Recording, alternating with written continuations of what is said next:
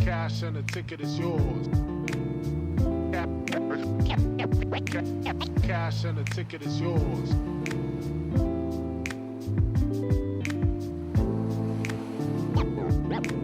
Yo.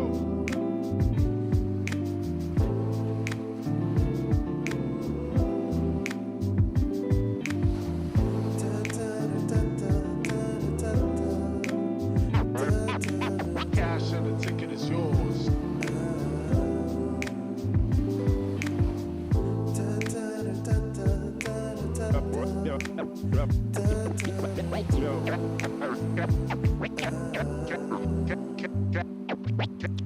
Cash and the ticket is yours.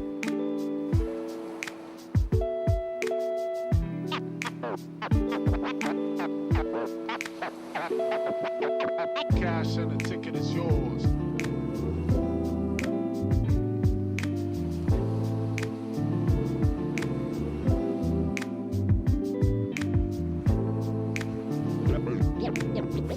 Welcome back. It's a brand new season of CGL. This is just an absolute treat. These players are so damn good. The talent on these teams is undeniable. Everybody on every team right now is making plays. It's going to be an exciting start to the season, and it'll just get better from here on out. We're about to step to a whole new era of Overwatch esports. So much exciting action is happening here on CGL that you do not want to miss. Look who's starting it all off. It's Raven. No one necessarily figure out what is the right way to go just yet. What a nice roll through! It's just gonna solidify everything within those. Does come back, and Arsario gets the mech, but I don't need a mech. I'll kill 4 anyway. This is just a highlight reel for Arsario right now. They're making a statement in the EU Masters here. This patch is still incredibly fresh. There's so much to learn, so much to change about the way we play the game. NKC, but the shatter is colossal. Let's get it going. Trades keep coming through. Lures, you're gonna be able to find these shots true. Inu on the overclock with 2. Here comes the Nabla immediately comes back with fine skills, slicing and dicing their way through 2, 3, so back and forth.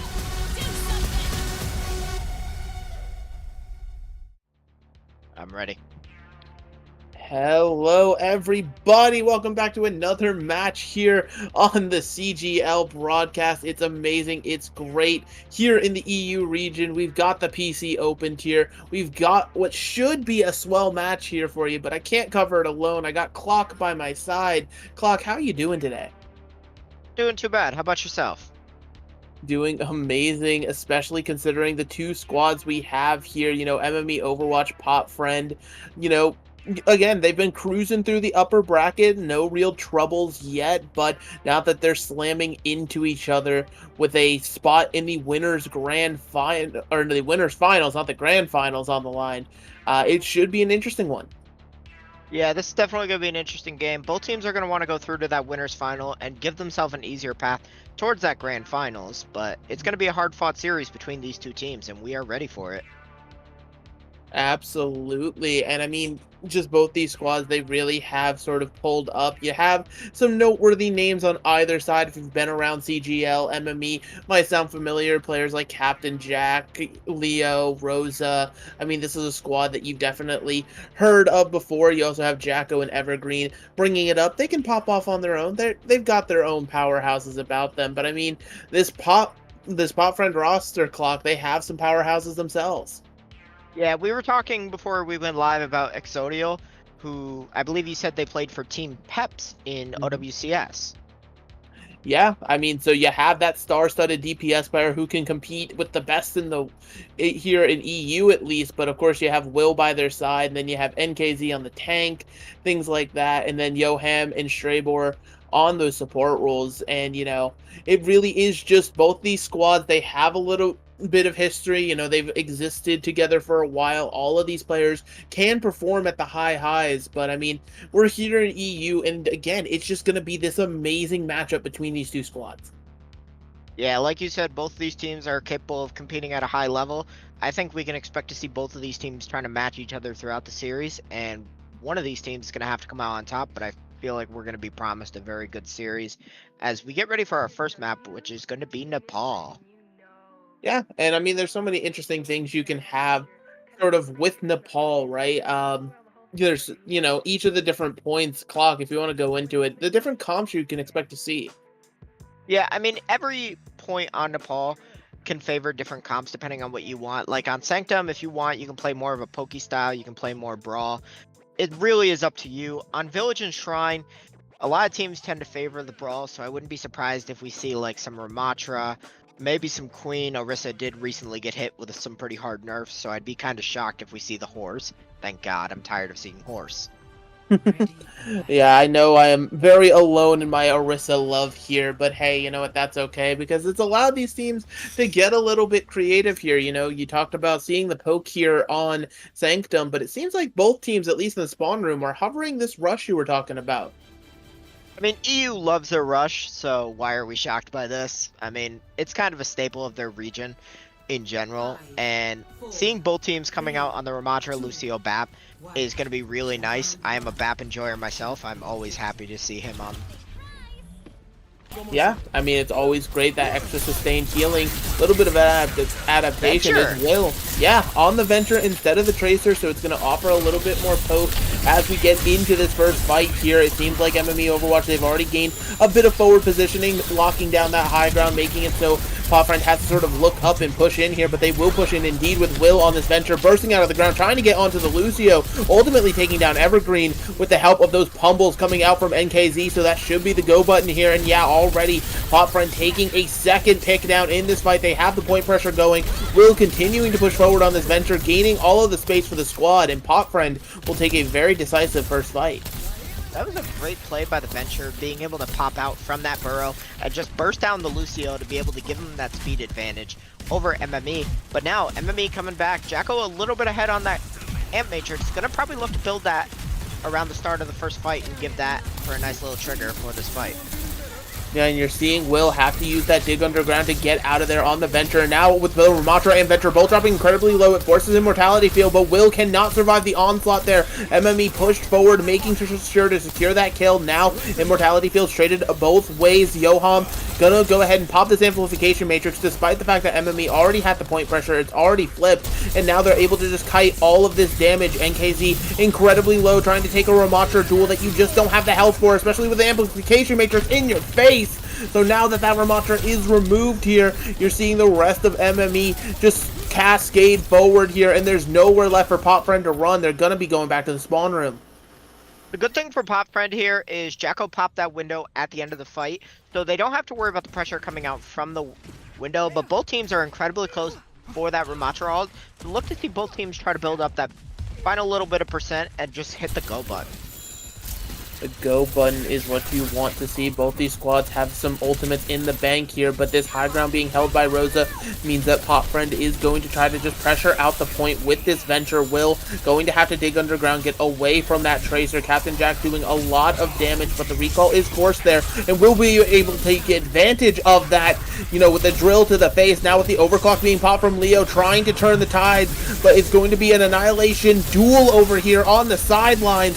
Straybor already has that sound barrier online, giving PotFriend the advantage in this duel. Rosa can only cross their arms and hope and pray for some sort of relief. It unfortunately just doesn't seem to be coming through. The Baptiste is trying their best, but the damage will finally connect. The sound barrier comes through too late from Evergreen. It's just unfortunate here. So now they are still trying to clean up, but MME, they're just feeling themselves right now. Captain Jack sticks that pulse bomb onto Zodiel, showing who the better player is for the time being.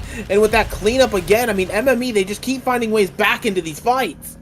I thought that fight was going to go entirely in the way of PotFriend, but MME just finding a way to pull it back there. These teams showing that they are pretty evenly matched so far here on Sanctum. Jacko and Johan both have their windows up, so look to see both of them use that for an engagement tool.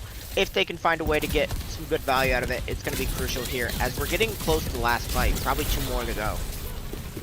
Yeah, and this point, it's just been back and forth, flip constantly occurring, the Venture popping out of the ground, the Amplification Matrix now comboed with Zodiel's Overclock, but it doesn't seem to find anything just Nice yet. shot. As I say, comes up, absolutely massive, even shooting Jacko through their own Amplification Matrix.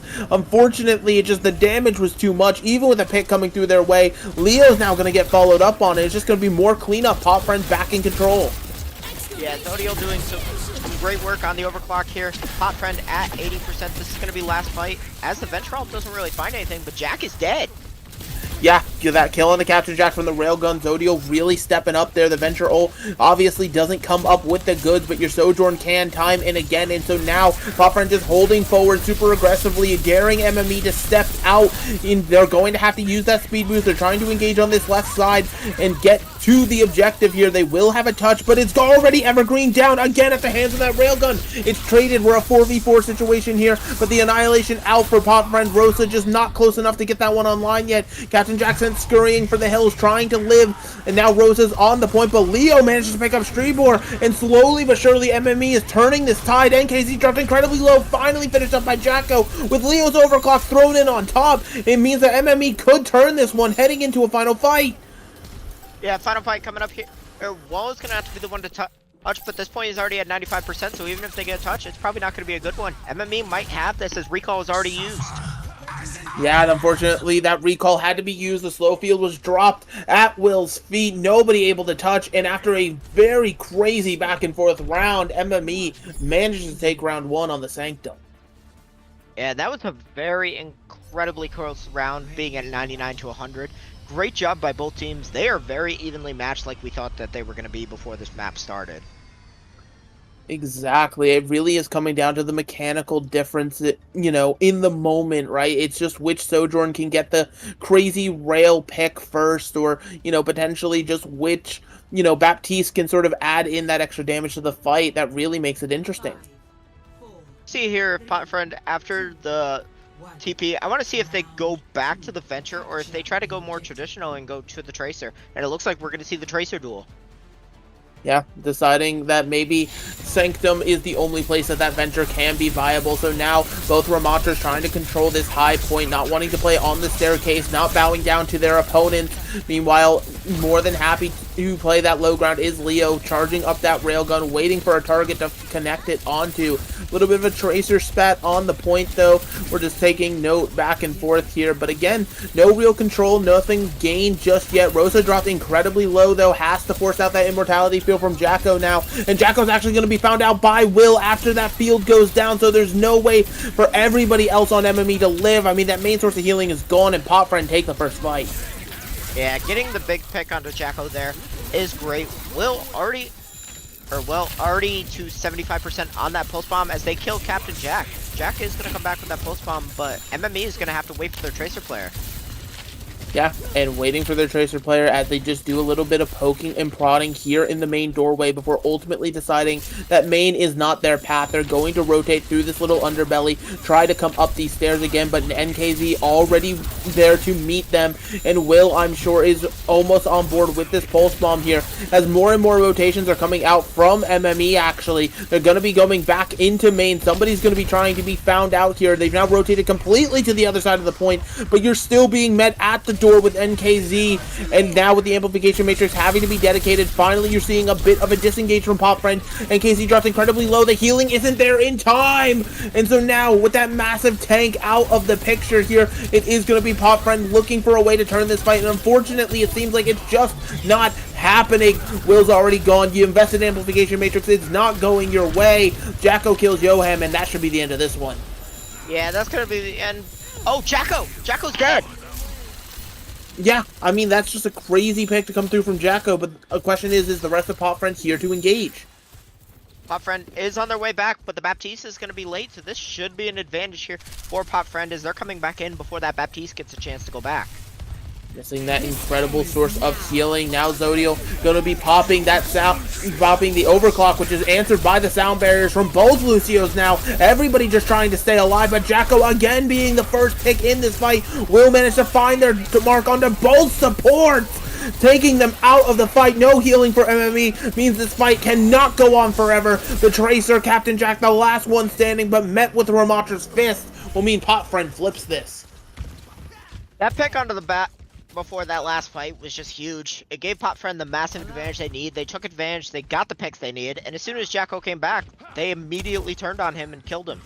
So there was just nothing MME was able to do here. But a lot of ults on the board for MME. It's going to be interesting to see how they choose to use this overclock and this Ramatra Annihilation. Yeah, hoping to surge forward here as the Pulse Bomb goes wide from Will, and now a bit of zoning pressure. NKZ trying to keep Captain Jack at bay as Leo pops that overclock that you were talking about, right? No sort of support ult of any kind means that NKZ is not long for this world. Now that allows Rosa to go forward freely, taking out Strebor. There's a Sojourn duel being won by Leo, resoundingly taking out not one but two in this fight, and ultimately Will sent packing. Great job there from MME, only having to commit the overclock from Leo, and now they still have 3 other ults on the board. PotFriend at a massive ult disadvantage, but they do still have that Annihilation, which Rosa can match. This is looking really good for MME, but if PotFriend wins this is probably going to be last fight. It's gonna be a close one here as we fall down from the high ground. NKZ trying to walk forward here, close this distance, potentially get onto the back line as, you know, again, we're just seeing the Ramatra shield being thrown directly in the face of an amplification matrix here. That Pulse Bomb's out from Captain Jack now. It doesn't find its mark just yet here. Everybody from PotFriend able to kite that window, stay nice and healthy for the time being here. Now we're going to be surging back in with their own amplification matrix to boot. It's going to be a bloody brawl here. Both Ramatras are going to be popping Annihilation, but the first casualty comes at the hands of Leo, but back and forth, that damage constantly ticking. Rosa will find themselves the better of it, and it's just all MME in the kill feed right now. The Lucio comes through. Udiel tries to turn it, but unfortunately, it just wasn't in the cards. But actually, there's still a last-second touch here. The Lucio is going to be found out. That should be the end of it. MME taking Nepal in map number 1. I thought PotFriend was going to have that fight. They got some early picks, and then MME just does what they do best, and they pull it back and end up getting the 2-0 on Nepal. So even though every round was incredibly close, the scoreboard is still going to show that this map was a 2-0. Yeah, I mean, incredibly close between these two squads is what you expected, but MME, I mean, they just had that clutch factor. You know, you talked about it, just them being able to turn fights where they already were down when they had, you know, those picks come through against them, right? They're operating shorthanded, but they still decide that they can turn the tides and make it work for them. And, you know, to have that kind of clutch factor, it's scary to go up against any team with that. Yeah, they did show that they have that clutch gene. They pulled it back when they probably shouldn't have a couple of times, and just some good individual plays from the side of MME to be able to pull these fights back that they're down like 2-3 in some of these, and they're just able to claw their way back and play a very scrappy play style, and it's working for them. Yeah, and so now it's going to be on PotFriend to respond here as we're heading on over to Hybrid, and it's an interesting little hybrid pool we have. Considering both these teams, they were opting into the rush playstyle. Nothing, you know, too fancy or anything like that, but all of our hybrid maps that are in the pool, par besides Eichenwald, you know, aren't really rush friendly. So both these teams could be forced to adapt, or we could be seeing, you know, just a rush mirror stay throughout regardless of where we go. Yeah, depending on what these teams pick is going to really dictate the playstyle, but it's just going to be kind of, you know, do you pick something that feeds more into your comfort, or do you pick something to try to offset the comfort of the enemy team? I mean, that's kind of the decision you have to make here. Yeah, and, you know, it's always an important question, right? Just especially when, you know, you get down to certain maps. Like, I think Nepal is a perfect example where you're picking that not because you're trying to make anyone comfortable, right? It's very hard to find a team who's not comfortable on a map like Nepal. It's just so commonplace in Overwatch 2. But it just seems, you know, that you have to weigh that balance. But it seems like the balance has been weighed, Clock, and it seems like we're going to be heading over to Germany. Yeah, I mean, Eichenwald, you can play Brawl on this, like, especially first and third point. Second point can be an absolute nightmare to try to take that castle. And it's where you kind of have to weigh it. Okay, do you want to continue playing the Ramatra comp, or do you want to go maybe something a little more pokey and do like a Sigma comp? And that's what both teams are going to have to try to figure out. Yeah, and it is obviously PotFriend's map pick. Loser picks the next map in the series, so they're coming here with good reason, and it could very well be for a composition like you were talking about, Eichenwald. Regardless of where we're at in the meta right now, I mean, Diva's always found her place, especially on second point and things of that nature, because there's just so much verticality. But if you're looking towards first point as well, I feel like there's a lot of random little niche DPS things that work way too well. You can think of like Junkrat, Torbjorn spam. I mean, really, there are some versatile options here. Yeah, there's a ton of options that you can pick, and it all comes down to comfort. It's just what you think gives you the best chance to get the job done. And right now for PotFriend, they need to get the job done because they do not want to go down 2-0. Yeah, always a rough situation to find yourself behind the entirety of the 8-ball that hard, but it is going to be interesting to see here MME starting on the defense, which means they're going to be the ones trying to stand up to PotFriend. Meanwhile, PotFriend, they have to be the ones to set the pace this map, figure out what they want to do. And obviously, you can't wonder what PotFriend's cooking up because they still have time in their spawn room. But MME, I mean, they're sticking to what we expect, Clock. I mean, they're making a little bit of a change by going to the Cass instead of the Sojourn. But, I mean, Cass isn't bad right now. It pretty much comes down to comfort. Like, you see a lot of teams running this Cass Tracer, and then you see teams running the Sojourn Tracer. Exodio is starting on the Widow, but like you said, they still got time to change that. So they might come out on it, might go for one shot, and then see what they can come up with. I don't imagine we're going to see this Lifeweaver Mercy. I'd be amazed if we did. Maybe they're doing it for the Widow shot, and then they're going to just immediately switch, but I was going to say, common strat, you damage boost the Widow shot, the Lifeweaver can pull the Widowmaker back instead of having to walk all the way to the spawn. But, you go for that shot just as it's cheeky, right? If it works, it works. If it doesn't, no time burnt, no sweat off your back.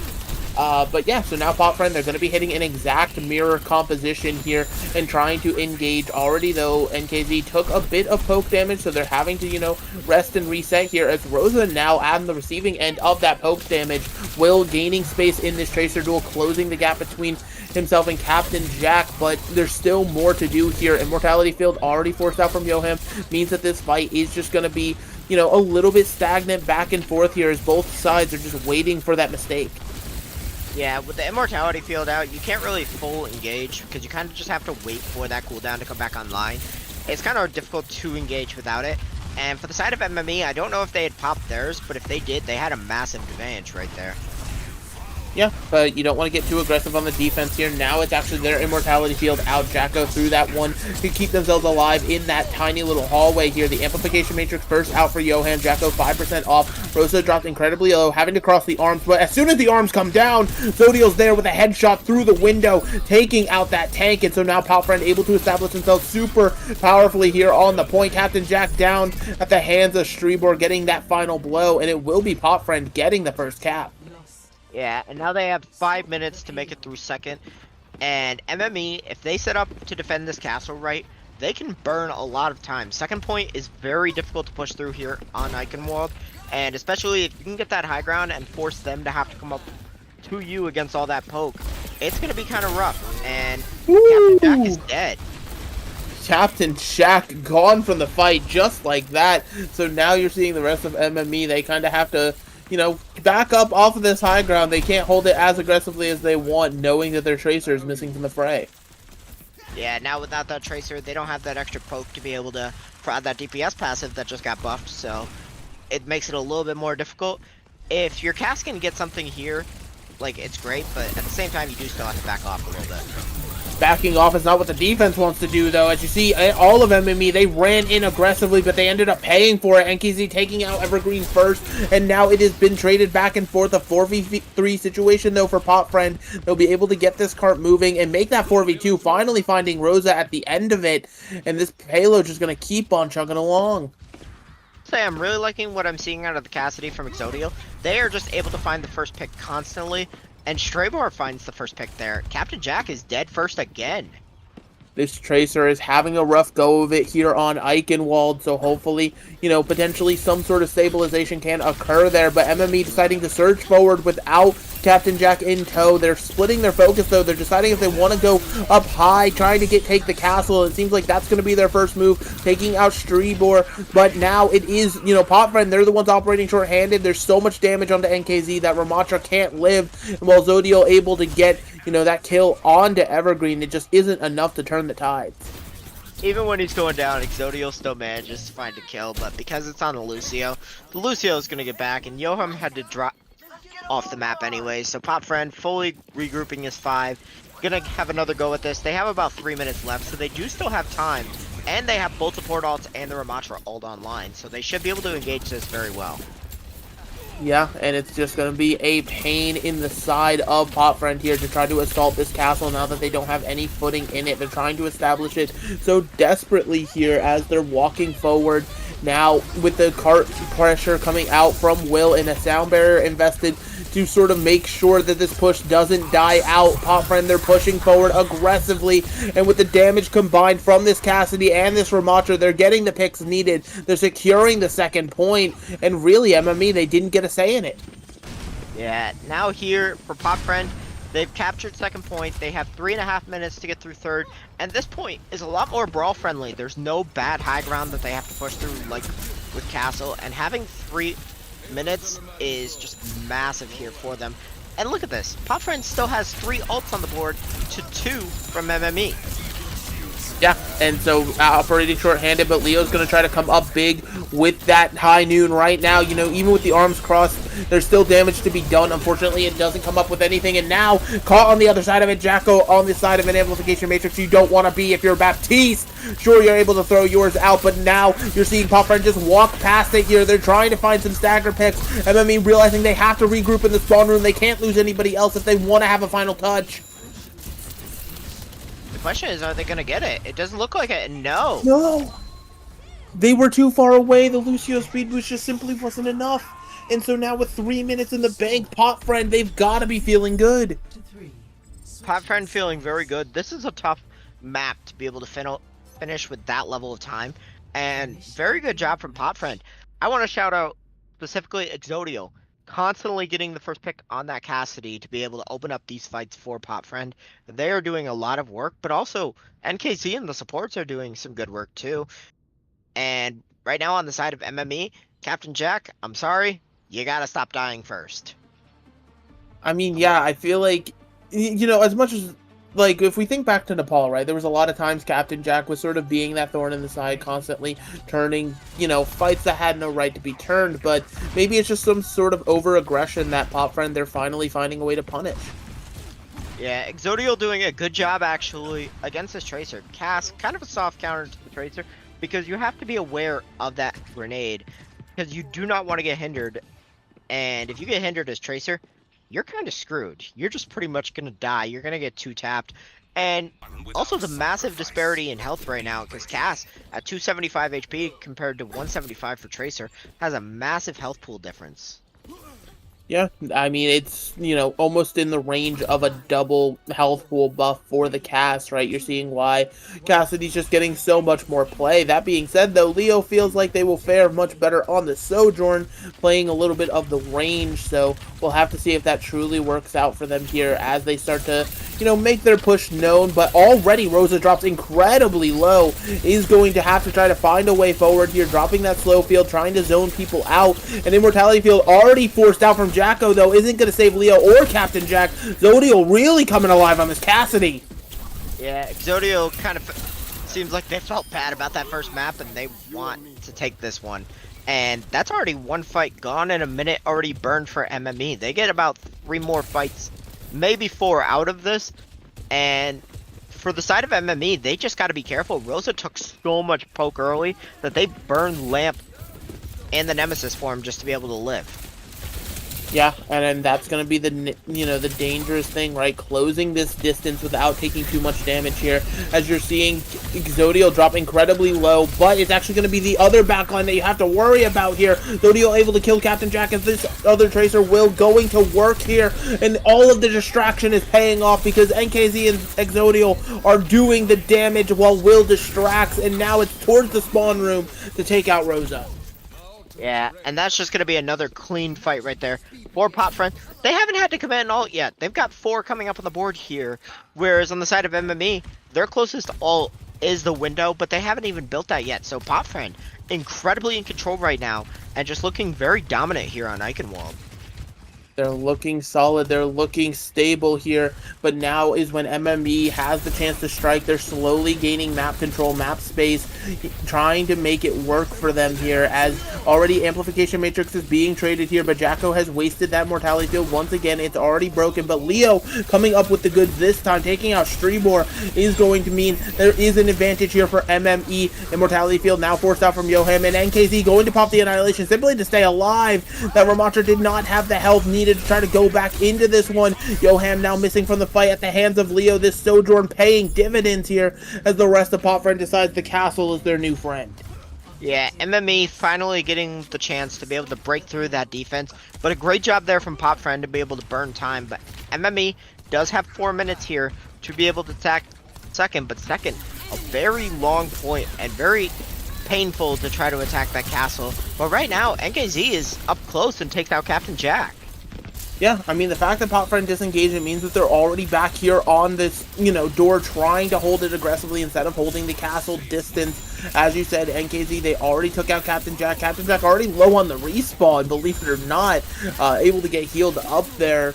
I don't really know what damage was occurring in the back line. You have to imagine it was Will or something like that, but now MME attempting a new rotation. They're finding Exodio for it. The sound barrier invested to keep everybody nice and healthy as this rotation comes through, and now they turn their focus back to the payload here. They realize they just have to remove NKZ and Will to get this one moving again.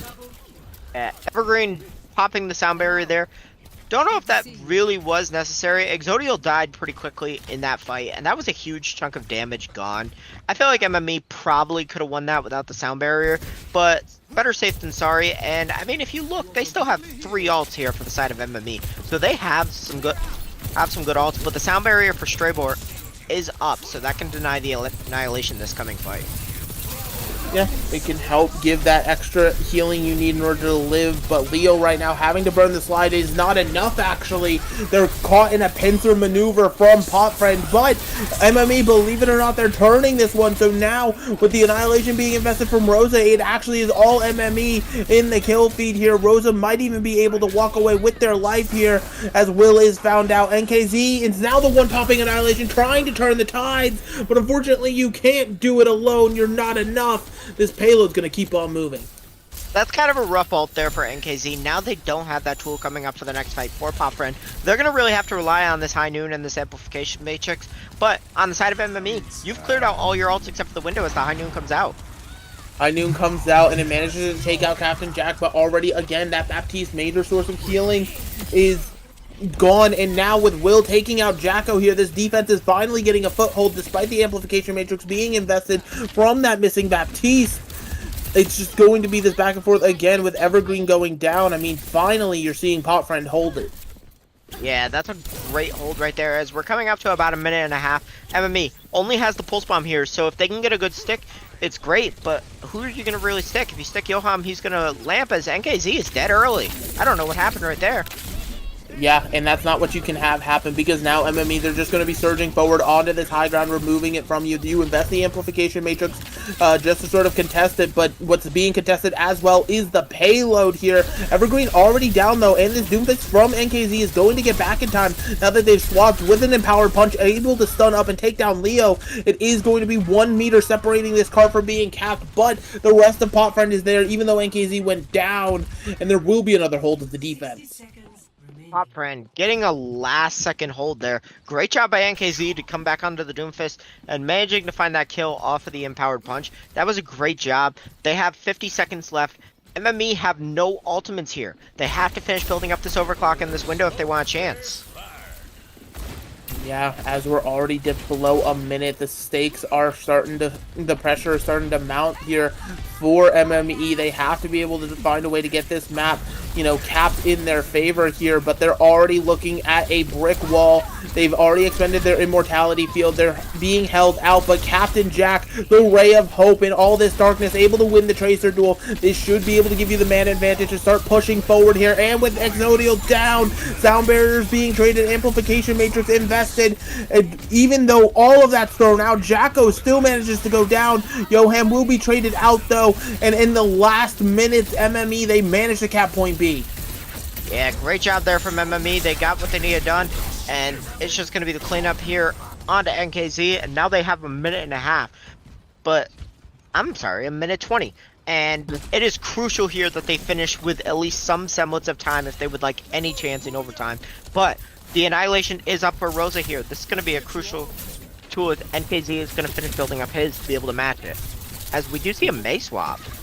Yeah, MME, they're playing with momentum, and this Mei is going to shut it all down, hopefully. You're seeing the wall trying to zone people out. It doesn't do its job successfully, as Leo manages to just play on top of it. Now with an overclock, those railguns are firing, as well as the Annihilation from Rosa should be able to supply damage. But the window, the Amplification Matrix plus Zodial are able to take out two. That Annihilation's gone. Your Baptiste is missing. Leo, sure, you're able to take out the Cassidy in the end, but this defense, they're going to be able to get back much faster here. MME, you gotta reset. You have one fight left. Yeah, 30 seconds. They have to reset and come back in real quick. MME has no ults. This is a bad position for them to be in. PotFriend also has no ult, but they do have the wall advantage to be able to shut down that Ramatra a little bit easier. Oh, and KZ's caught out. KZ's caught out, will be finished up here. The entirety of MME realizing that their pick freely granted them is now waiting. Now with the Cassidy, Zodial just going to be caught out in turn here. Everything going wrong for PotFriend as they attempted to bail out NKZ. This payload is going to start moving again as we enter overtime. No time. No, the Mei is trying to get back into spawn, but unfortunately it's just not possible.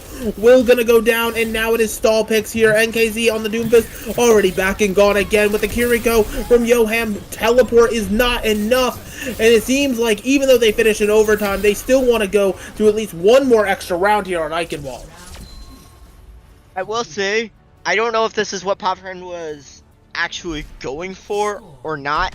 If it was, they were incredibly smart. They put NKZ on a separate angle when MME came back in with 20 seconds remaining. They got the entirety of MME to chase after NKZ instead of taking the 5v4 against the rest of their team. Because they chased NKZ, that allowed the time to burn down, and they weren't able to finish with any time on the bank. So, PotFriend, I don't know if that's what they were going for. If it was, then the strategy of using NKZ and Exodial as kind of bait there worked. If it is, my hat's off to you. I mean, hey, complex plans, they've been seen before in Overwatch, so it would not shock me in the slightest, but now there really has to be a complex strategy here, right? There's only going to be one offense. It'll be PotFriend's attack here. They have 3 minutes to secure 33.33 repeating percent of point A, and that's all they need. MME, they're playing for a draw, but I think obviously you'd rather take that draw, right, and stay up 1-0 in the series instead of letting your opponent tie it up here. Yeah, MME gonna have to do everything in their power to try to force this draw here, but PotFriend has been really good here on Eichenwald. They only need a tick, and they've got about 2.5 minutes to do it. Exactly. Leo's going to stick on the Sojourn once more here. No Cassidy shenanigans, and it's already PotFriend securing a lot of space. They're able to just sort of walk forward freely. You're seeing Captain Jack poke on this off angle, finally being contested by Will in that Tracer duel as per usual here. The slow field is going to catch on to NKZ, but they'll be able to walk out of it in time before any follow-up is there. And now with that pressure starting to come through onto Jacko on the Baptiste, they're realizing just how difficult it's going to be to get this draw going here. We're back and forth. The fan, the hammer coming out from Exodial, but NKZ is the first one down here, pressured out, not able to do anything, and a boop off the map means this first defensive hold is working. Great job there from Evergreen, getting the final blow on NKZ and then booping Exodia off the map. That's going to burn some time. By the time everyone spawns and they get themselves grouped, it's going to be at about the 135 mark. So we're going to see about 2 more fights here. Jacko coming up really close to that window. Going to give them an opportunity for a lot of pressure if they can just finish building that last little bit. Yeah, and it seems like MME is more than happy to give up a little bit of space because they realize they can just sort of, take a mechanical war here on the objective itself. So now both supports huddling around each other for safety here. Will's going to be poking on an off angle, desperate to build up to this pulse bomb, potentially sticking it to someone at the right time. But Leo shooting through the amplification matrix, taking Will out of the fight. PotFriend, what became, an easy offense for them, is slowly starting to be dismantled here. Captain Jack walking forward, Exodia taken down throughout the immortality field, and now it's more and more staggers coming through as we dip below a minute. Yeah, Lucio and Tracer gonna dip out. Evergreen, a little bit ahead on that beat on Straybor, so they're gonna have that opportunity to not only have the beat and the annihilation, but they have pulse bomb. Leo's really close on that overclock. Watch well for this pulse bomb. It's gonna be a really scrappy ultimate fight here as we reach 35 seconds remaining. Yeah, a lot of tools for both of these squads. It's really going to come down to who can find the value first, and those immortality fields are also going to be clutch mechanics here. The amplification matrix out from Yoham is going to create so much space. Nobody from MME able to peek it freely here. The Cassidy able to stay alive in the immortality field despite being stuck. So now, already with the annihilation out, is Rosa here on the defense. This high noon from Exodio trying to come up with the goods, but it's doing just that.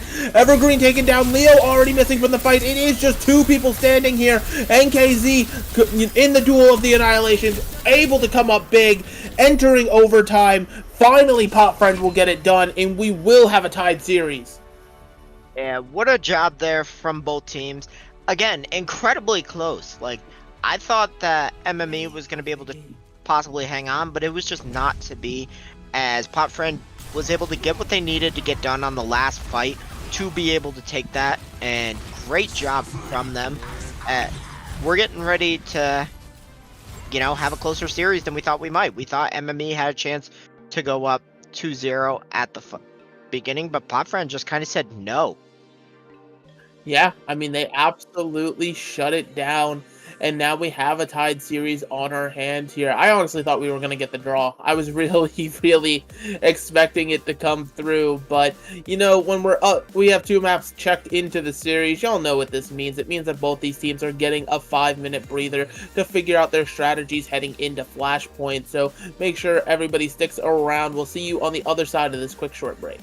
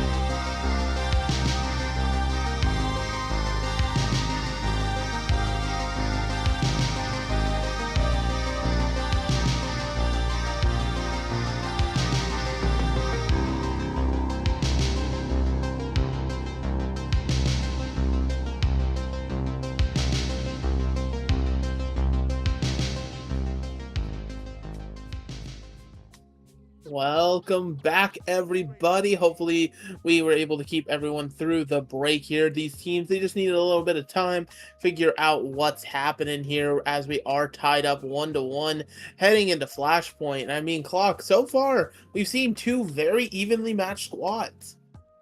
Yeah, everything's been like coming down to the last fight between these two teams. But on the side of MME, we do have a couple of substitutions coming in. We have Rosa coming out for Bonnie on tank, and we have Jacko coming out for Goleta on support.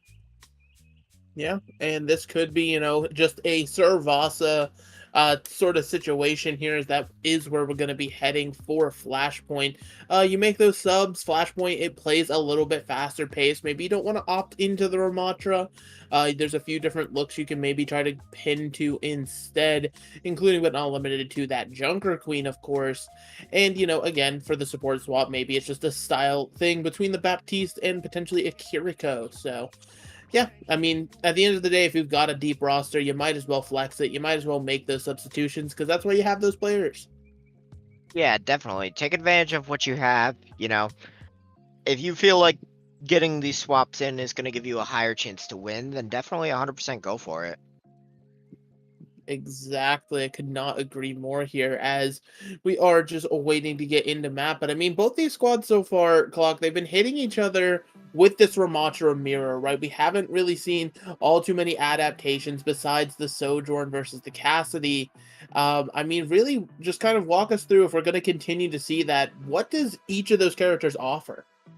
I mean, Ramatra, starting with the tank, gives you an opportunity to be able to poke a little bit at long range, and gives you an opportunity once you get in there to just be able to go for the brawl. Like when Blizzard announced Ramatra, they described him as a tempo tank, which we all thought was kind of a weird way to describe him, but I'm gonna be honest, they were kind of right in the way that they described him on that one. You have the long range poke, but then once you get in, you get to punch people and you get to actually be a brawler.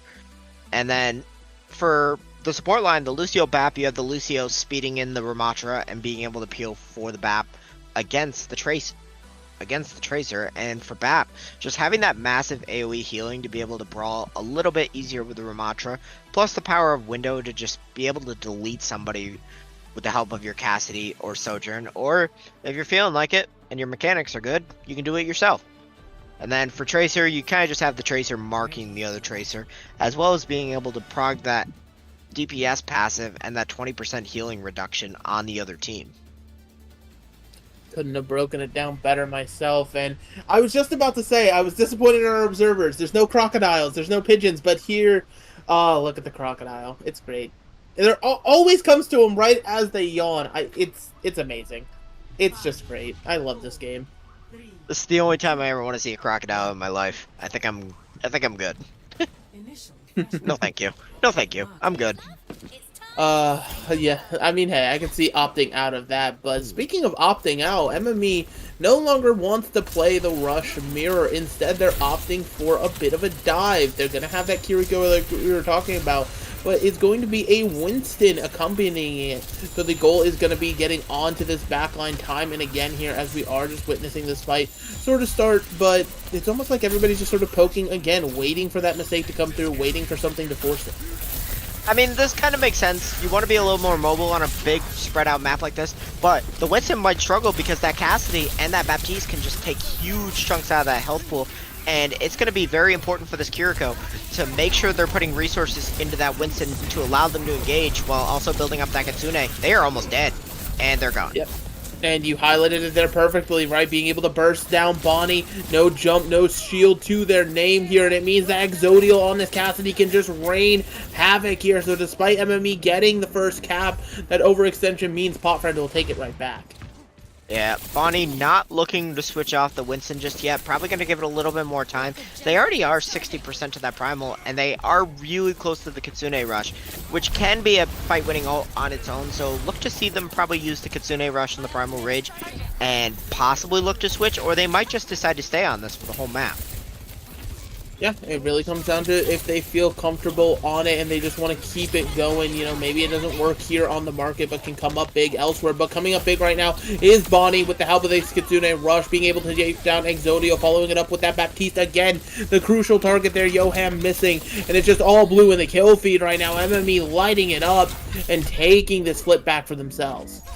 Yeah, like I said before the fight, Kitsune Rush can win the fight for you almost on its own. They use that and the speed boost to be able to get onto Johan. But here's the issue. PotFriend has 5 ultimates coming up. This is going to be kind of rough. MME does have that beat and the mobility to be able to escape the annihilations, so that's going to be a difficult ultimate to use. So I feel like it's really going to come down to Johan and what Johan does with this amplification matrix. Exactly, and so we are just trying to see somebody step up here, and it'll be Exodio taking Kiriko out with that help of the Deadeye here. The Primal Rage now invested from Bonnie, but that health bar so incredibly low already. We're going to be able to make sure that that Winston is not long for this world, and MME has been scattered to the winds here as PotFriend flip it back on point A. Yeah, Bonnie not switching off the Winston yet. Ooh, this Kiriko might not live, and they are not, and that's gonna be it. I don't think MME gets another fight here after Goldia is dead. Exodio with the tactical crouches, my, you can't remove the BM from a player, but yeah, I mean, PotFriend, this should be all them right now. There is a contest going through on point, but you're seeing NKZ using Annihilation in the spawn room. What is this? Trying to take out Kiriko, manages to do it, doesn't end up following up through on the Sojourn they were actually trying to chase down, and now Bonnie's back here trying to figure out, hey, where's the rest of my team? You're being held in spawn by a Ramatra is the answer, and with that, PotFriend will take market. I'm not gonna lie, NKZ, you just became my favorite player of all time for that. Like, oh my god. Just being able to use your kit to be able to push them back into the spawn and say, yeah, I don't think you're getting a touch today. Yeah, and now another thing that isn't being touched is Bonnie's grave, as they are already dead and buried here in this fight. The Kiriko healing just wasn't enough to survive the onslaught, and PotFriends again should be getting the first cap here on Ruin. Yeah, they're gonna get the first cap, and this just comes down to their comp is a little bit better at just holding their ground. They don't really have to engage if they want to. Lamp is already gone though. Yeah, the Mortality Field missing, combined with the Overclock now invested here, is meaning that NKZ will finally die here. Another Deadeye from Zodiel shut down with a rail to the head and a Winston to your face. So it will be very similar to Market here, with the flip coming through incredibly fast as MME, they're finally gaining their ground. Yeah, MME finally going to take control of this point, and they're going to get a nice little lead. By the time PotFriend comes in, we're going to be at like 35%. The Kitsune Rush is online for this Kiriko, and we saw what happened the last time they popped the Kitsune Rush on the first point, and they ended up being able to just engage onto Johan and take him down. So look to see a similar strategy right here. Yeah, and that's sort of what we're waiting for here. Neither team really ready to invest just yet, but there's more and more point pressure coming through from PotFriend, which has to be answered, and Leo is going to answer in kind with taking Will out of the fight here. Now NKZ crosses the arms as much as you like. It can't last forever. Evergreen showing what Illusio can do, getting 3 of those final blows. And again, MME, they surge forward with another good fight. Yeah, PotFriend not going to be able to get a good opportunity to take this. I feel like we're going to see them just kind of back off and set up for the next point. Like, it's already at 95%. Maybe we see a touch here. We will. Are they going to fully come back in, or no, it doesn't look like it. No, it's just going to be a bit of a stagger touch here. Nobody's able to really fully commit, and so now PotFriend is just going to be walking away from this one. Although both teams seem eager to take this fight here, even though there's a new point unlocking somewhere else on the map. A pulse bomb coming out from Captain Jack is not going to connect onto its mark. Now with the Primal Rage out from Bonnie, trying to displace some people, but it won't displace Johan from taking out Evergreen. That being said, it's traded back and forth now here, and it seems like there's just a mutual disengage occurring here as PotFriend, they've decided to just back up towards Market, try to get away from this one, and start moving towards whatever our next objective is going to be. Yeah, both teams going to start to move towards the point, but we do see them just constantly poking each other. It looks like we're going to see a fight here in the mid area as the beat comes out. Yeah, that sound barrier invested from both squads, keeping everybody nice and healthy as we are just, tunneling back and forth. That's a good pulse bomb coming on to Bonnie there. NKZ ultimately going to secure the final blow there on Palace as we finally made our way over to the objective, but it is all PotFriend right now. As they move, they killed their opposition, and now they'll take the first cap. Yeah, getting the first cap here. Kitsune Rush is coming up once again for MME. Very fast ult here. Look to see Yohem probably try to use that window to be able to stop any chance of engage with that Kitsune Rush. But both TPS ults are online for MME, so it's going to come down to what Leo and Captain Jack can get done here. Yeah, and also you're looking towards Exodio, who threw out that Deadeye. The bubble was there in time, though, to keep, that Kiriko nice and healthy. Goldie gonna be happy for that one as the Winston's now jumping back in. Bonnie, half health, though, in the face of the amplification matrix from Yohem. Has to just hide, kite that damage that's coming through, but nobody's managed to die yet. That Pulse Bomb is going to break down the Immortality Field, as well as break down NKZ's health bar to an incredibly low point. There's so much healing trying to be pumped back into this Ramatra to keep NKZ in the fight, but it's just not enough. Evergreen will secure that final blow, and it's now going to be MME finally coming forward here with a nice stick from Will, able to potentially turn the tides here, taking Leo out, but there's just too many MME members left remaining here. It is just this Lucio against the world, and Strebor, you're just not built like that yet, so that'll be a flip coming through at 99% for MME. Yeah, 99%. Strebor coming up close to that sound barrier, but Evergreen already has theirs. They're able to full engage here with the sound barrier if they want. They probably know that NKZ doesn't have this annihilation yet, so I wouldn't be surprised if we see like a full engage here on the sound barrier or using it to be able to sustain. For MME, they probably have to win 2 fights as Evergreen does pop and they go for the full engage. Yeah, they pop sound barrier here. The Tracer, Captain Jack, just was not there in time as an entire war has occurred by the Tracers here on the front lines ready to help. The rest of your team has just dealt with it. So, I mean, PotFriend, they're sent reeling again. Yeah, Strebor still has that beat, though, to be able to sustain here. The only ultimate on the side of MME is that Pulse Bomb for Captain Jack. Look to see him try to stick that Pulse Bomb onto Yohem, see if they can get that lamp out early to be able to take away some of that sustain from PotFriend. That sustain is going to be a massive factor here as we're going to be entering an overtime fight for sure. Already PotFriend, they're pushing in through the main point. NKZ building ever closer to that annihilation. That Pulse Bomb you were hyping up unfortunately ends up going wide, and now a Goldie missing. It is seeming like PotFriend should be able to find some purchase. That magnetic grenade, it doesn't end up sticking onto the Tracer, but it scares Captain Jack away for the time being, and now finally removes them from the fight here. With how long this overtime's been up, though, it's going to be a pretty unfortunate contest here, but it seems like MME, they're willing to just give it up. Yeah, MME realizes they have no chance of being able to get in there for a good second fight, and they're just going to back off and set themselves up for the next fight, as they do have that Kitsune, but 5 ultimates on the board for PotFriend means that they are a massive advantage here. MME going to have to try to force some of these out. Yeah, and that's not the position you want to be in, simply because already PotFriend is at map point here. They just need one more of these flashpoints to secure Survasa in their favor, and you're seeing the amplification matrix create so much space now from Yohem, as it is just going to be waiting for this point to unlock. Finally, the dive comes through with that Kitsune Rush, and it's directly onto the Baptiste. As per usual, the sound barrier does not connect onto Yohem in time, and so now Will is trying to take a duel in the favor here and potentially get out. I believe it was Evergreen who ended up falling down to Zodiel, but meanwhile over on the objective it is just going to be the Winston taking out the Ramatra, and MME, they get the first cap despite that massive disadvantage. Yeah, the overclock is online here for Leo. Look to see them try to use it to take out Yohem or Strebor. Getting a first pick against this Ramatra support comp is going to be massive because they have much more holding ability than you do. You kind of have to engage. Yeah, fast pace is the name of the game for this dive here, but they wouldn't have it any other way. Now PotFriend trying to be the aggressors here again, and that's with an annihilation. We'll be taking out Goldie, follow it up with a kill onto Bonnie here, as the Ramatra is just walking forward, looking for more victims, but it seems like you're not going to get any more, at least for this fight, NKZ, but you will get the point cap. Yeah, they get the point cap, and right now PotFriend has control of the point, but MME, if they're able to win this, we might not see a good fight here from PotFriend. 3 ultimates on board, including the sound barrier, so right now this fight should favor MME. Yeah, they have the tools, but the raw mechanics is still there from PotFriend.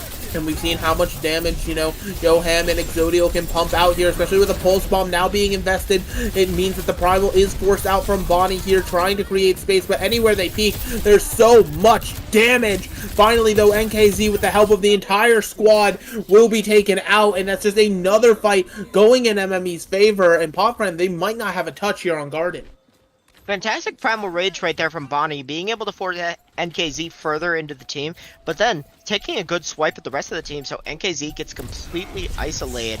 And as soon as that Ramattra falls, you kind of have to just admit you've lost that fight.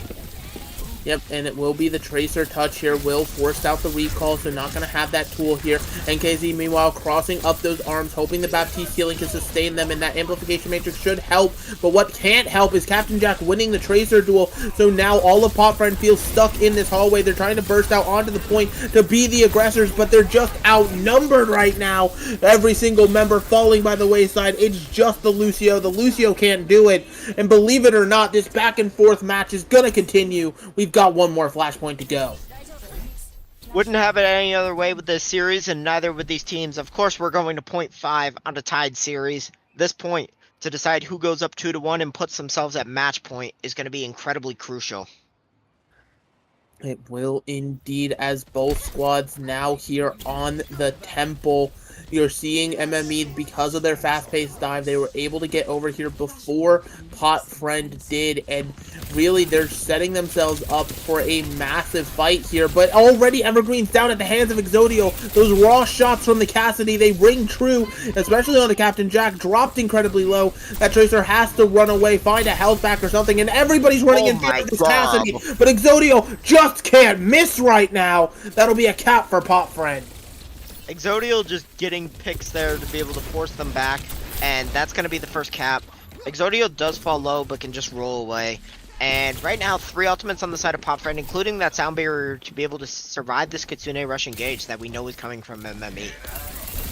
And that's been their, weakness right now. They never live these Kitsune rushes. PotFriend, they have to find a way to stabilize and turn that tide to secure this point in their favor here. A little bit of poking back and forth here as we're on board with Will, but ultimately has to turn away from the Tracer duel. Instead, decides the dive is more paramount to the squad here. That sound barrier forced out from Strebor is going to keep everybody healthy for the time being, but that time being has come and gone. A Pulse Bomb combined with an Overclock. It's not enough here. Strebor, you get the victory kill of taking Evergreen out, but MME has now flipped the point again.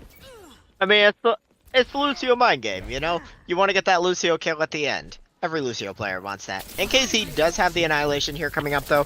The Primal Rage from Bonnie should be able to just take NKZ away, where they shouldn't be able to use those annihilating punches on their team, so both tank ults are going to get nullified here. Nobody else has any ults on the board right now, so it's going to be a pretty neutral fight. Yeah, especially with considering there's a pit right here set up for this point, almost like these primal kills into the void are calling, begging to be, met here. As you're seeing PotFriend again, they're surging forward on their rush, but their team has been split in half. The Amplification Matrix comes out and rips Bonnie apart. No time to even think about pressing your Q button. You're taken out here, and PotFriend, they managed to get a solid flip, and if they can get any cleanup staggers, they might have this map won. They might already have it. Captain Jack is just now spawning. The only ult on the board here is the Primal Rage. They still have the Annihilation to be able to sit on point with it, so this is going to be kind of rough here for MME as the Primal Rage comes out. But Exodio is actually the first one down here, and now you're seeing Evergreen try to help their Winston. Unfortunately, there's not any help to be had. It is back and forth, though. The Annihilation on point is creating so much space, you have to make sure to touch. And they manage to get in just the nick of time. NKZ can only cross their arms in the face of a Sojourn and a Tracer. That health bar is going to deplete, and we're going to have one more fight, 99-99. Last one fight for round 5 on a tie series. We wouldn't have this any other way. Leo does have this overclock. This is going to be massive. He needs to come up with some picks with these rail shots when he pops it. it is going to be the question of which DPS can come up bigger with their ultimate here. The Deadeye and Overclock popped at the same time. A Pulse Bomb delivered at Exodial's feet is not going to mean anything. The bubble saves the Winston, so it seems like both DPS have not come up with anything, but the first kill means NKZ is already out of the fight here, following it up with Will, and MME Overwatch with the Kitsune Rush as the exclamation point will take Servasa and put themselves to match point. What a great job there from MME. Not exactly what we thought we were going to see. We thought we were going to see more of this Ramatra mirror that we've been seeing all series, but they went against the grain. They went with something that they thought was going to be good with this Kiriko and Winston dive, and it worked out for them. Their Kitsune Rush dives were just absolutely immaculate. Like, I can't say enough about how well they were using this Kitsune Rush to be able to win these fights, and literally using this Kitsune Rush to be able to win these fights and being able to build up your ultimates off of it just allowed them to snowball some of these points that they won. Yeah, and I mean, that's always the nature of Flashpoint, right? It's so momentum-based. Those points can cap so fast. You could almost have to mind game it, right? Think, okay, we can almost give up this point if it means we're coming into the next one with that heavy of an advantage. We can continue to build our momentum. And, I mean, MME, they executed it to perfection there. But, you know, it was, you know, round 5, 99-99. As per usual, these two teams, they're leaving it all out on the field. Both of them want that spot in the winners finals, but they've got to earn it here. Yeah, they have to earn it. PotFriend, now being down 2-1, knows that it is do or die. If MME wins this next map, they're going on to the winners final, and PotFriend will have to try to make a lower bracket run. PotFriend doesn't want that. They are going to lock in on this next map and do everything in their power to tie this series. Yeah, and so we are just waiting for our selection to come through for Push as our next map here. Escort looming in the distance is the map 5. I mean, I'm not saying PotFriend should win Push or anything, but with how close these two teams have been, like, I would almost be insulted if we didn't get to go to map 5, Clock. Yeah, I feel like we're probably going to have a possibility of map 5, but we know that MME is going to do everything that they can to avoid that. And for PotFriend, though, they do have the luxury of picking map. They're going to pick Caliseo, which actually isn't a bad choice because they've shown that they like this Ramatra Rush. And if they go to Esperanza or New Queen Street, that opened up the possibility of the Winston dive for MME that they've shown they like. So definitely a good choice here to go to Caliseo.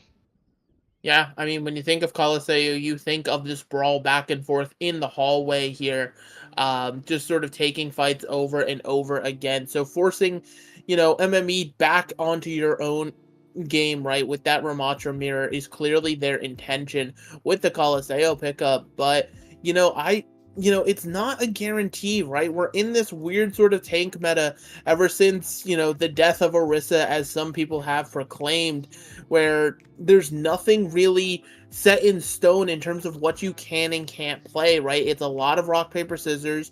Both these teams are just sort of playing against each other and could, you know, potentially try to come out with some interesting counter picks to try to answer to the call of what the other team's bringing. Yeah, we definitely could see some counterpicking here on Caliseo. And it's a matter of, is MME going to stick with the same lineup? Are they going to go back to Rosa and Jacko? And do we see MME run this Winston comp that they had some good success with on Saravasa? Or do we see them try to go back to the Ramatra mirror?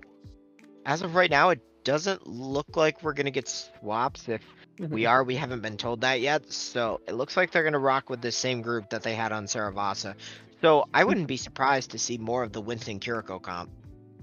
Yeah, force your Winston play style even onto a map that it maybe isn't as advantageous on, you know, Bonnie and Goldie both still in right now.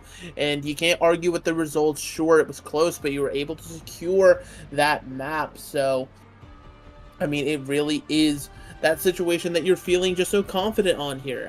Caliseo, you know, it's just so nice and pretty. I gotta say, like, Overwatch gets so many criticisms, but I think one thing that gets so underrated is just, like, look at the beautiful map layout we have here. Well, the problem is, even though the maps are beautiful, some people don't exactly like the structure of Push. I can't tell you how many times I open up Twitter on a day and I see people just complain about push and so many aspects of this game, but you just look at it, it's such a beautiful game. It's so much fun. Like, if we didn't all love this game, we wouldn't be here right now. Yeah, absolutely. I think the only complaint you're going to see right now is Yoham saying, oh, damn, MME is on the dive again. My life is about to become living hell once more here. That Baptiste always going to be the main target in these dives. It's just, you know, not as survivable as many other supports can be here. So it is the stereotypical poke back and forth here. Now you're going to see with that slow field out there, going to try to pressure out Bonnie on this Winston, but the Winston more than happy to just hide behind the corner and just, you know, wait for the healing to come through. Finally forced to dive back to the squad, and I believe it's going to be a full 1, potentially 2 meters here gained before, yeah, we're in hallway fights. Everybody's waiting for an advantage. Yeah, we're just kind of waiting for either one of these Sojourns, or maybe even for the Kiriko to find a random pick. Right now, both teams just kind of living, sustaining, poking, and we're kind of just waiting for anything to happen. So far, we're about a minute in, and nothing's happened. So I would kind of like one of these Sojourns to find a rail headshot, please.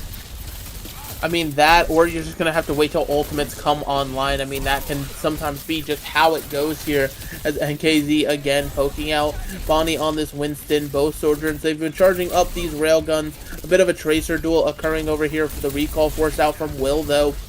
Means that Captain Jack will have a bit of space to work with. That Kiriko cleanse now coming through as well, and finally it seems like MME is ready to push their advantage, but they're going to be pushing into an amplification matrix. Granted, they have their Kitsune Rush to try to help sustain for the time being, but now with ults being expended either which way, NKZ dropping incredibly low here. The poke back and forth, it finally ends. A pick has come through after 2 minutes of play. Exodio takes out Leo, and that'll be the go button. PotFriend realizes they can play Overwatch once more here, surging forward. It's just the Tracer that's going to be caught out. Exodio finds that long distance rail, and the bot will be moving. Yeah, the bot finally moving. We're finally getting out of the center a little bit, and we can actually see more of this map. As much as I like the Coliseum, the rest of this map is a little more fun to play in right now. And right now, Evergreen does have that beat, so look to see a possible beat engage dive. Yeah, I mean, there's so many ways that they can sort of find their engage here, including but not limited to Captain Jack trying to stick a pulse bomb, ultimately goes wide, but Leo is going to be able to take out Yoham. That being said, though, Will, I mean, you know, that's a way to take out the Winston, right? You just have to take yourself out with them here. So PotFriend actually able to stabilize here despite losing that first pick early on, and they're actually not going to have to give up this bot progress at all. They're just going to be able to meet back in this hallway for another set of hallway fights. And we go back to the hallway, but the Primal Rage here for Bonnie gives them more of a chance to engage. And Goldie already 75 to another Kitsune as the overclock here comes out from Exodio, and they just kind of have to hide. Yep, nobody can peek into it. There's just too much damage from those rails. Finally, it's going to run out after an Immortality Field is thrown down from Yoham to keep him alive. NKZ, meanwhile, is trying to throw Annihilation out, but the entirety of MME on these fast-paced characters chooses to just disengage for the time being. Now with the Kitsune Rush coming into the hallway here, you're seeing MME start to be the ones to play this a little bit faster paced. Ultimately, though, they don't come up with any picks. It's kited beautifully by PotFriend, and so now we're just, again, we're in the hallway waiting for something. Can we just talk about our observer Lottie taking a shot about the pulse bomb in the chat? Oh my god.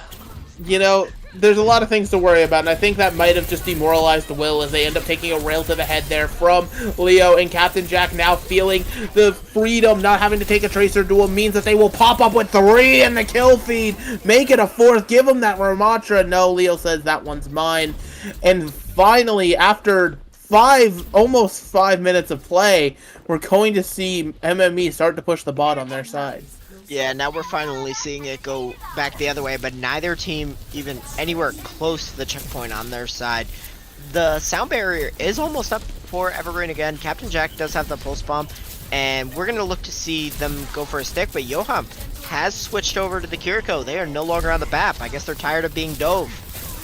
I don't blame them in the slightest, but that won't save you. And now with the sound barrier being invested on top of the Kiriko, it means that not only will the lead be secured, but you're seeing MME push towards the spawn room here. The Ramatra sort of being caught out, realizes, ah, dang, I'm just here alone. I have to die.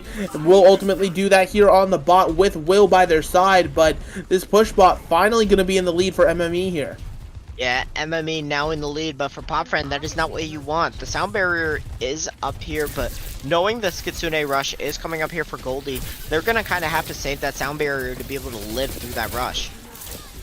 Yeah, a lot of ultimates for both of these squads here. It's going to be a pretty heavy fight back and forth. You're seeing Bonnie play super aggressive, knowing they have the Primal Rage, but the sound barrier's out from Streetboard to try to give PotFriend some sort of initiation push here, as you're seeing the Annihilation now come out from NKZ, but actually, I believe, booped off the map by a hit from Bonnie, sending that Ramatra packing, and it is just trades back and forth here. PotFriend, they're trying to find a way to stabilize, but without the Ramatra, they have to give away the checkpoint, and so now, with forward spawns in tow, PotFriend, they're having to make adaptations over to the Winston themselves. Yeah, Bonnie was at 20 HP and somehow survived that. Like, I have no idea how. Like, they somehow survived coming out of the Primal Rage.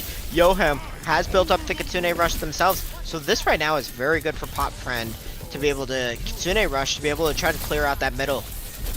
Yeah, and they need to get some momentum building to try to get towards the checkpoint on their own side of the map here. And it is now just this poke back and forth. The Kitsune Rush, as you talked about, finally used. Yohem drops incredibly low, able to live for the time being. Both Winstons taken out of the equation here, though. And Exodio going to work, now using that railgun to remove Goldie. It is just a low HP Lucio. Evergreen cannot survive the onslaught of Will on this Tracer. And it seems like PotFriend, at least for the time being, is going to be able to get this push bot moving.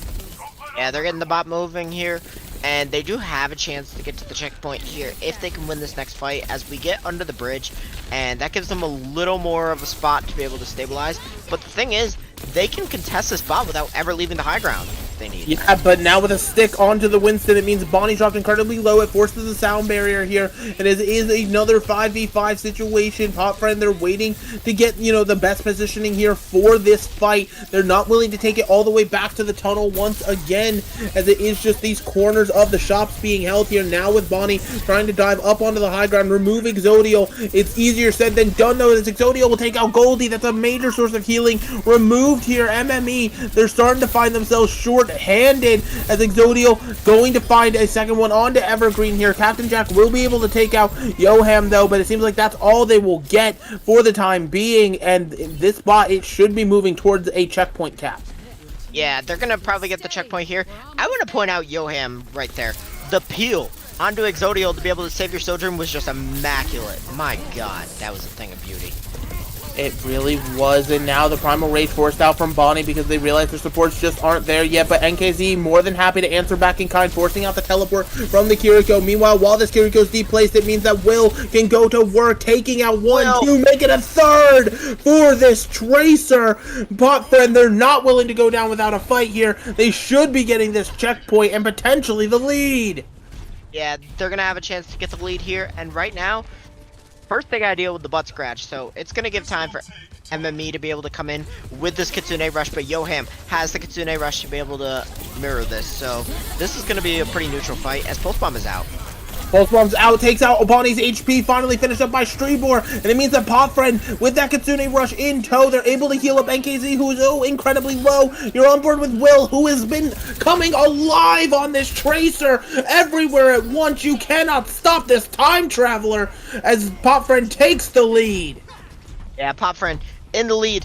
This is really bad for MME, because this is the point in the game where Captain Jack is dead. Oh my god, what happened to Captain Jack? But anyways, it's kind of really hard to be able to get the bot all the way through the map and then be able to get the checkpoint moving again. So right now, PotFriend in a really favorable position. MME not in such a favorable position. No, it is going to be rough for them here as you're seeing the dive come out. PotFriend, they wanted to continue to get aggressive. NKZ punished a bit for their hubris, dropped incredibly low, but able to get back to the squad to get healing going. Meanwhile, this push bot has just been continuing here. Finally, MME chooses to try to step forward. Bonnie incredibly low, again saved by the sound barrier, but Leo does not get it in time to save their life from NKZ. So now already again in another fight where PotFriend has advantage, both primals being invested by Leo. is the hero right now, making it full supports, dying at their hands of the railgun.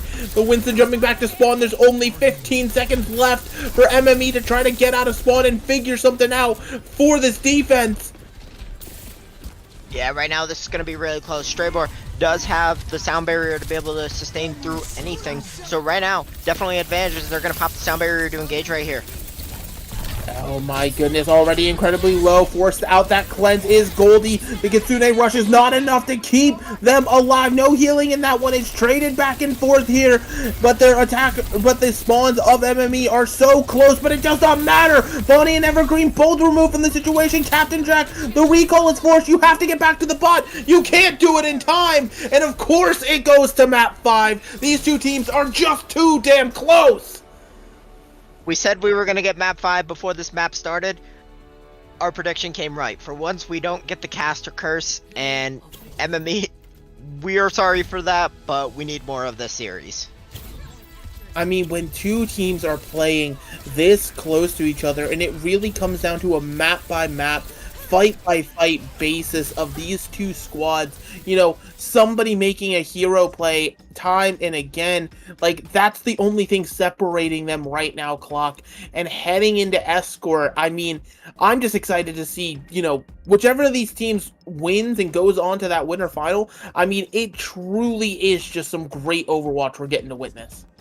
I will say, I want to highlight Will and Exodio just making some incredible plays to be able to drag these fights back on the DPS role. Like, great job by them. And overall, everyone in the lobby was being able to make plays. Like, you saw even the Lucios were coming up with some good final blows. The Winstons were both coming up with some solid primal rages, being able to get some poke and some early resources out too. And just great job from everyone so far in this series, as we are getting ready to head to a break before we go to map 5. Yeah, so we'll make sure to see everybody on the other side of this one, give these teams a chance to catch their breath before we head into that climactic final map, so don't go anywhere.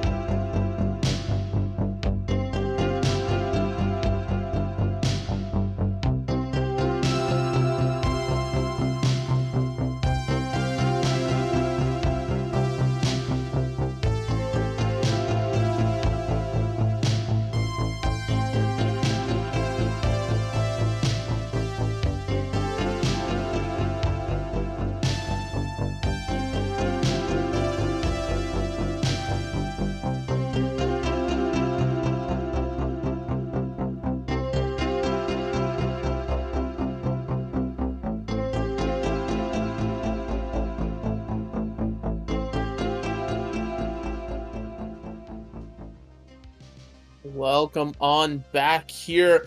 The EU PC Open Tier Round 3 is delivering. Both of these squads do not want to go to the lower bracket, but more importantly, they want to seed themselves in that upper bracket finals against Everfrost Esports. And we've been treated to some amazing Overwatch here, Clock, but unfortunately, all good things must come to an end, and they're finally coming to an end here on Escort. Yeah, we're going to go to map 5 to decide this series and who moves on to the winners bracket finals.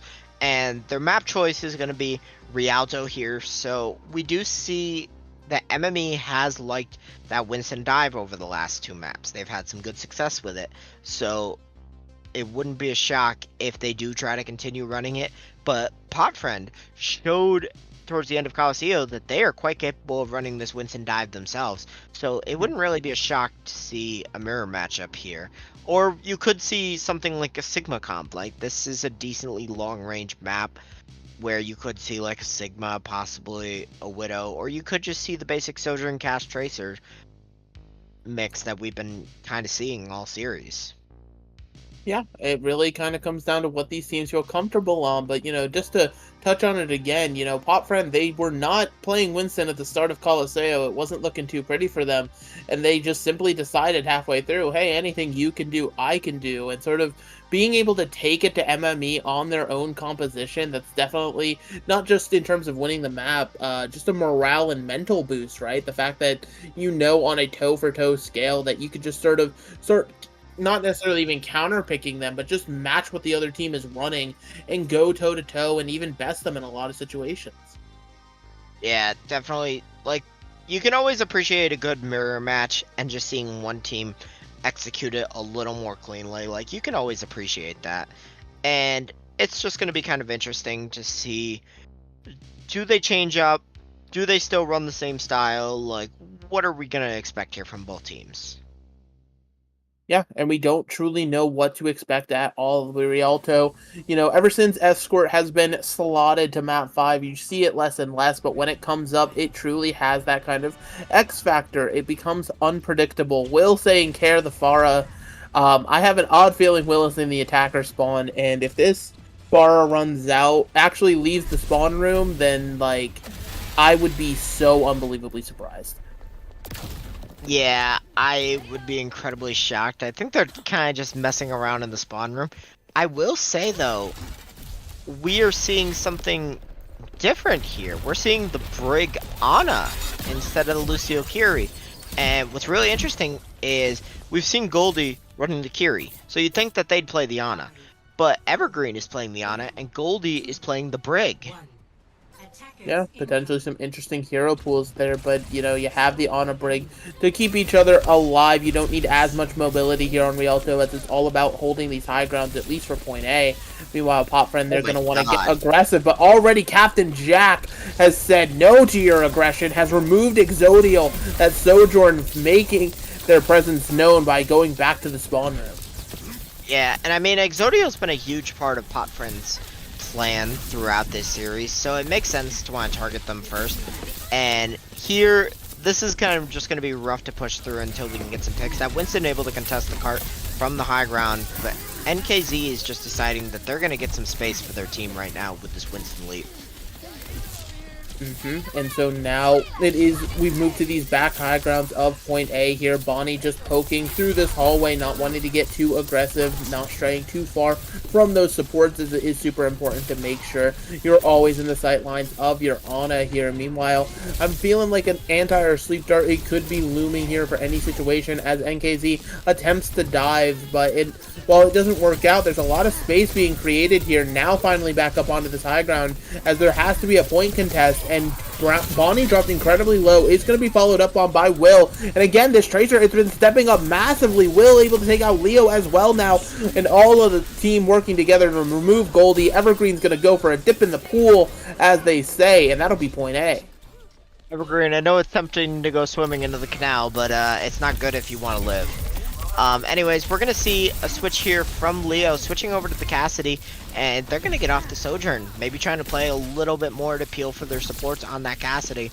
Johan does have this Kitsune Rush here, though, to be able to give a good engage tool for PotFriend. Yeah, there's so many things that Cassidy could be brought in for, potentially, you know, bringing that Tracer in check. Meanwhile, the Bionade already comes out to keep everybody on MME nice and healthy after that initial dive comes through from NKZ here. Will just casually doing some poke while pushing the cart, finally getting off of that payload, looking for a solid pulse bomb, is going to be thrown at the supports, doesn't connect. NKZ will find one onto Leo, though, so now with this rally being invested, as MME already finds themselves short-handed, and both Primals looking to displace somebody. It really can be anybody's game here, but I'm starting to feel more and more like the sound barrier means PotFriend just wants to go into this one. They're going to play super aggressive. This Lucio just kind of came out of nowhere to drop that beat, and it's just sending MME reeling here, but that will help stabilize Captain Jack. Connecting that pulse bomb onto Exodial means that now there will be a stabilization for this defense at long last. Yeah, with Exodial out, they don't really have the pressure, but they don't care. They're going to go for the Kitsune as Exodial has switched to the Widow on their way back. Yeah, and so now being able to take out Bonnie is super massive here, and Goldie not able to be healed up. That Winston bubble so tactically placed. The break is low, can't get the healing from the Ana. The shot just couldn't connect, and Exodial decides to give a little bit of a lore buff there, removing Ana's head as point B gets capped. Yeah, 4:45 remaining, and Exodial now on this Widowmaker. They've shown that they have insane mechanics, so the potential to be able to just delete this Sojourn or this Kiriko is going to be huge, as Evergreen and Goldie are going to switch off the Brigana, and they're going to go back to the Lucio Kiri. Yeah, they're realizing that backline, it's still just too weak here, but now the Tracer, Captain Jack trying to pressure out this Widowmaker, but the peel is there. Yoham was there in time. A massive Suzu coming out from Goldie means that that pulse bomb from Will ultimately comes up with nothing here, and now NKZ has the Primal Rage incredibly low, might be forced to use it in this situation here in the hallway, but actually able to back out towards the rest of the team, and now Will, you know, trying to apply some pressure onto Cart here. You're seeing this Tracer blink around, simply trying to take focus so the rest of the squad has room to work here. NKZ now throwing the Primal out, trying to beat people back, and again, it's all about creating space for all of these players, trying to find Exodial angles on this Widowmaker to get value here. Both teams building up to a plethora of ultimate, 26 HP to NKZ's name, and somehow, some way, that player manages to stay alive here. Recall now forced out from Will means this fight continuing back and forth. No picks have officially come through yet. Finally, ults being expended. It's both Kitsune rushes met with both sound barriers now, and really it's just everything in the kitchen sink. Finally, will find the first one on to Captain Jack. Leo will be able to take out the tank. NKZ missing from this offense, but it doesn't matter because now with it being traded back and forth, Exodial, the pressure is gone here. It's 3v3 on the cart, but the defense is going to be able to stabilize by the look of it after a long chaotic fight. That being said, it's not over somehow. Will removes Bonnie, Captain Jack is gone, and after all is said and done, finally PotFriend comes up with the clutch. What a very long and very scrappy fight right there. I couldn't believe that fight didn't end. Nobody was just able to get the picks. Everyone was sustaining very well. Just picks kind of going back and forth once they did start to happen. But now, they're pushing into the end of third point here. If they can cap this with 2 minutes left, it'll be huge. Yeah, as there are already picks coming through here, it's feeling like Eichenwald all over again. That time bank is going to be massive. 224. PotFriend finish it out. And MME, they gotta figure something out here to try to match it. PotFriend doing a great job right there.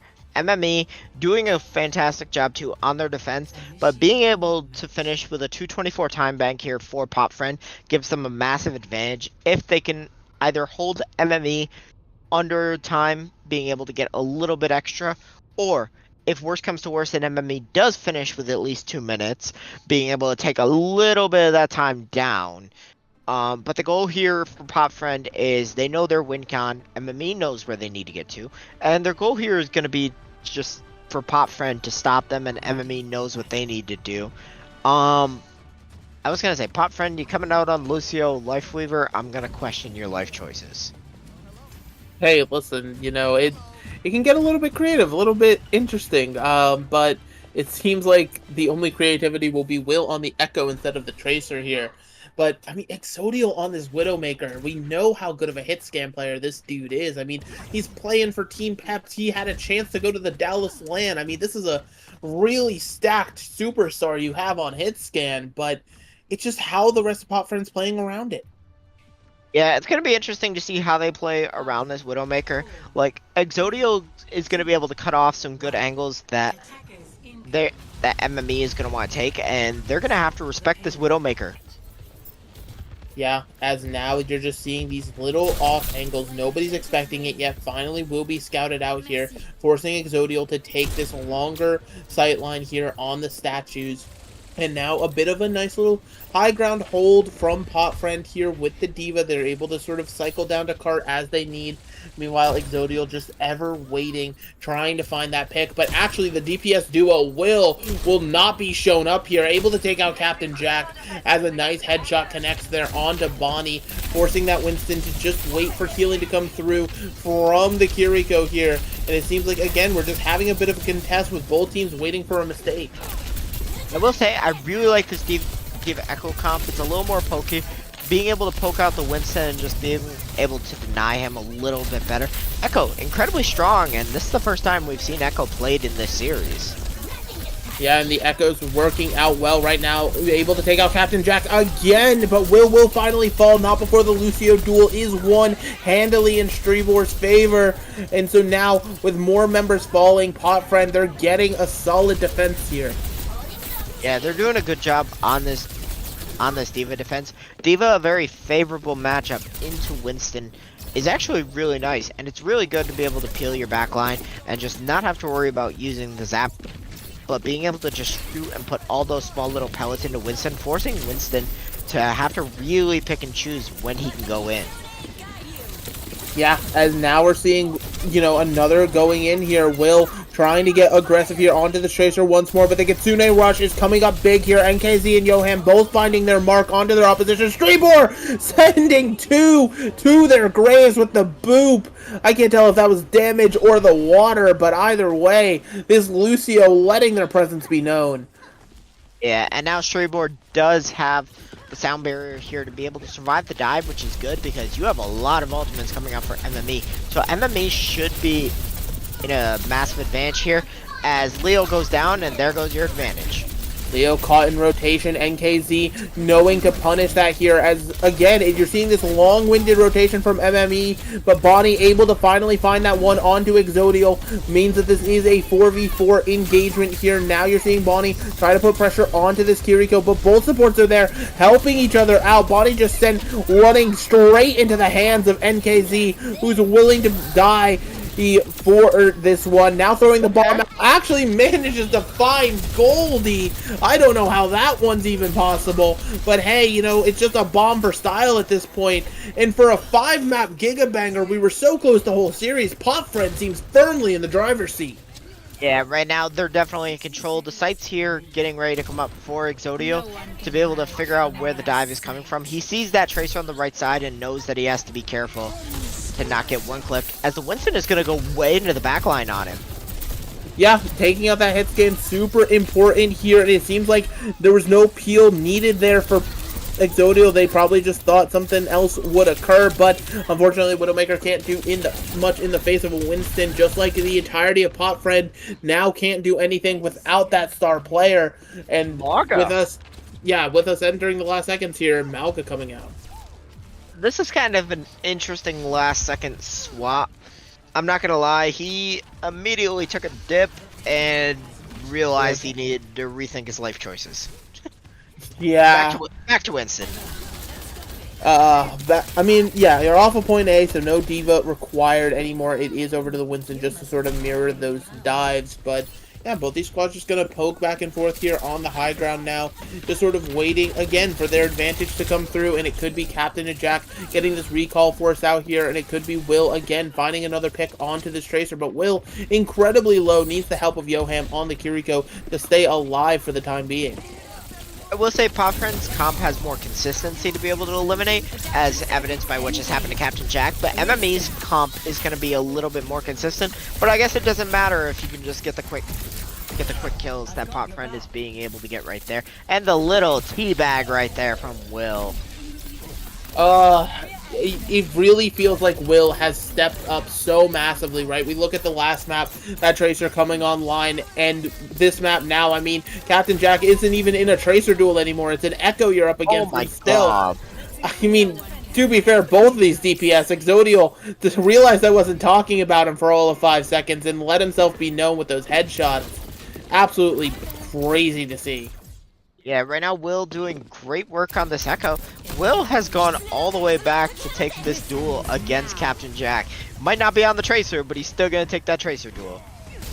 Yeah, speaking of duels, though, Bonnie able to find out onto NKZ. That damage was there. Will being able to take out Evergreen, though, means this is a 4v4 situation as the payload is moving here. It seems like both teams are more than happy to just wait for their members to return, but it's just going to be a difficult one here as we near the end of point B. Yeah, we're getting close to the end of point B. MME does have a chance to get it. Bonnie does have that Primal Rage as they're falling very low. And the Kitsune Rush here, coming out though for Yoham, gives them a good engage. And the Primal Rage is out. Primal Rage is out. It's going to connect onto Will as Yoham kills Leo in the backline here. Now Sound Barrier invested to keep everybody else on PotFriend in this fight. And it's going to be paying dividends here as Streetborn Exodial taking out the support line on the other side. No healing means that there's not much MME can do. And I feel like we're exactly on Eichenwald again here. We're heading towards an overtime fight where MME has to cap point B. Yeah, this is last fight. The only ult they have coming up is the Sound Barrier, 84%. But that is a really bad jump from Bonnie as they're not able to get into the window. The TP and the Suzu. The Kiriko is gone. There's nothing left but to clean up.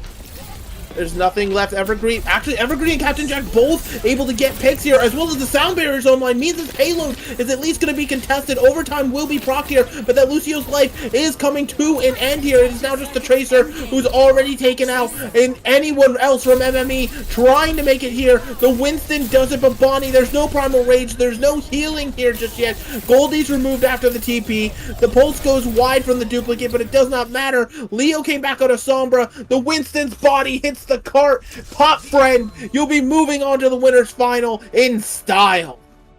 Oh my god, what a map, what a fight, what a series. Both these teams just going back and forth every single moment of this series. We could not have asked for more. No, we could not have teams mirroring each other's styles, playing each other's comfort picks, going back and forth here. But at the end of the day, the longer the series went, it felt like there was more power gaining for PotFriend, and it just felt like MME, they started to get flustered. They started to crack under the pressure, so now they find themselves with a lower bracket match ahead of them to try to earn their way to the grand finals that way. But PotFriend, you're there. You've officially secured a top 3 finish of the season. One more match can get you to grands. Yeah, PotFriend only needs one more match to be able to get to the grand finals. MME definitely going to have a chance to be a force in that lower bracket run. So they do have a chance to still reach the grand finals, but their path is just a little bit harder now than it should have been. Yeah, I mean, I'm thinking of, teams that are down there, right? That not necessarily their first matchup, but AFMT's lurking down in the lower bracket. You have Tread already down there waiting anxiously for an opponent. I mean, the lower bracket is going to be a gauntlet for whichever team manages to make it out, but we're really we're starting to get into the nitty gritty, right? These playoffs, they run for a while, so you just don't think of them that much, but we are nearing the end here for a lot of these brackets, Clock, and I gotta say, it's going to be one crazy finish. Yeah, it's going to be a crazy end of the finish. Crazy race to the finish line for these teams, and as sad as it is that the CGL season is going to be coming to an end soon, we're getting some great playoff matchups out of these teams, so I say that makes it 100% worth it. Absolutely. Speaking of great playoff matches, believe it or not, EU, y'all aren't the only ones playing some crazy games. We have not just one, but 2 more matches going on the NA side tonight. Coming up here in just about an hour, we're going to have a PC NA open tier match of Amplify versus Outlier Esports. And then later on this evening, we're going to have Nenra versus Galactica in our Masters tier on CGL. So plenty of CGL action happening tonight. Make sure everybody hits that follow button, all that stuff, so you can catch all of the CGL action. But unless there's anything left to do here, Clock, I think you and I are done. I can't think of anything else unless you have something else you want to add, Mega. I've said basically everything that can be said about this series, and I don't feel like there's anything more to add. Great job from both teams. Thank you for giving us a banger of a series. Alrighty, so from us here being your casters, Rhino prodding it all behind the scenes, then you had Beam and Lottie being your observers. It was a pleasure to bring you this match, and we hope to bring you many more. But until next time, we'll see you then.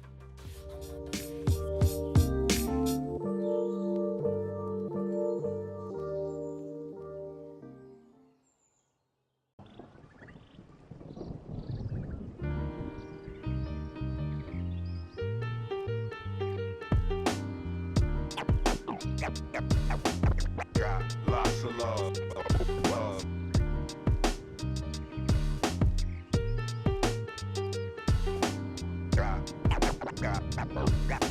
Got lots of love.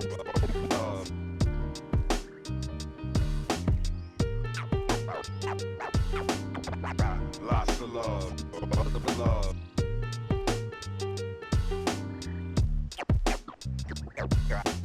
Got lots of love.